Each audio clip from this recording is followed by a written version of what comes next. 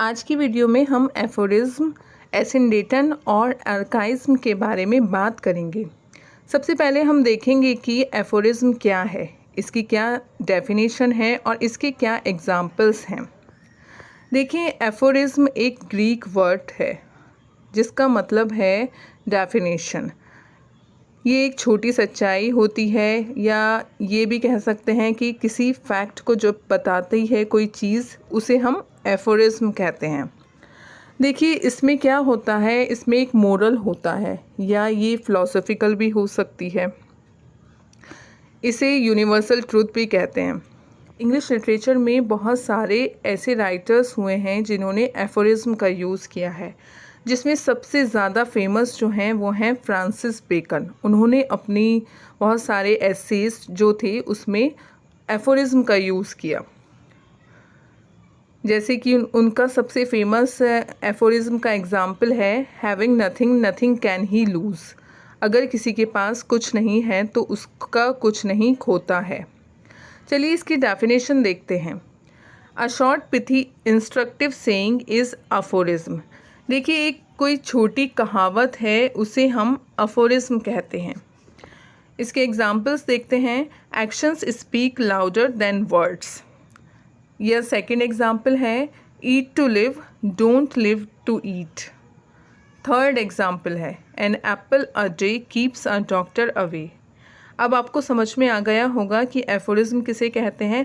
Simple language में हम aphorism को एक कहावत कह सकते हैं, जो एक शॉर्ट सेइंग होती हैं, या कोई मोरल या फिलोसॉफिकल कोई एग्जाम्पल या यूनिवर्सल ट्रूथ होते हैं उन्हें। देखिए, अब हम बात करते हैं एसिंडेटन के बारे में। एसिंडेटन क्या होता है, इसकी क्या डेफिनेशन होती है, ये कह सकते हैं कि इसका यूज़ कहाँ पर होता है। ये चीज़ें हम इस वीडियो में देखेंगे। देखिए, एसिंडेटन एक तरह का लिटरेरी डिवाइस है जो एक फिगर ऑफ स्पीच की तरह यूज़ होता है। ये वर्ड ग्रीक वर्ड है जिसका मतलब है अनलिंक्ड। अनलिंक्ड मीन्स जो चीज़ जोड़ी नहीं जा सके, जैसे कि एक दूसरे से हम इसे जोड़ नहीं सकते। इसके लिए इसकी डेफिनेशन देखते हैं। It is a figure of speech in which conjunctions are omitted.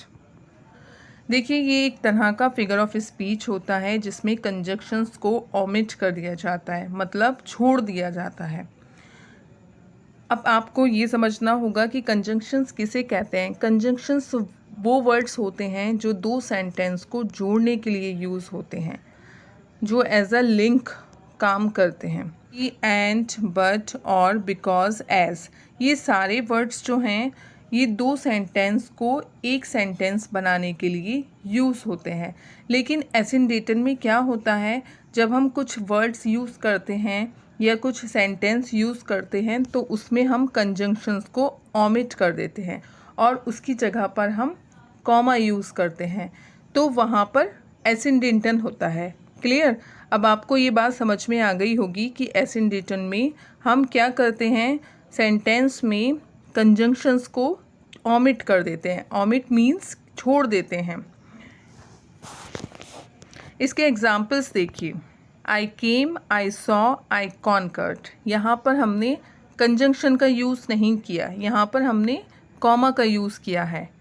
Second example है रिड्यूस, रीयूज़, रिसाइकल। यहाँ पर भी हमने कंजंक्शंस का यूज़ नहीं किया है, सिर्फ कॉमा का यूज़ किया है।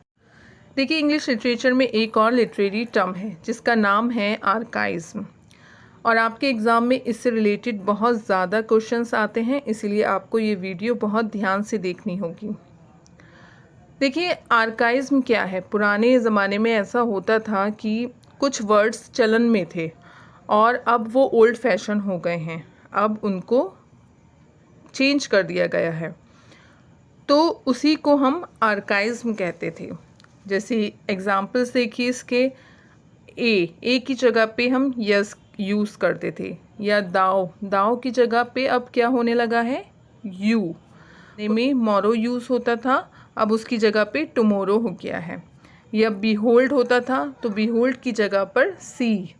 क्लियर। कुछ वर्ड्स ऐसे थे जो हम ओल्ड उस टाइम पे वो चलन में थे और अब उसको कन्वर्ट कर दिया गया है, उसको चेंज कर दिया गया है, तो उसी को हम आर्काइज्म कहते हैं।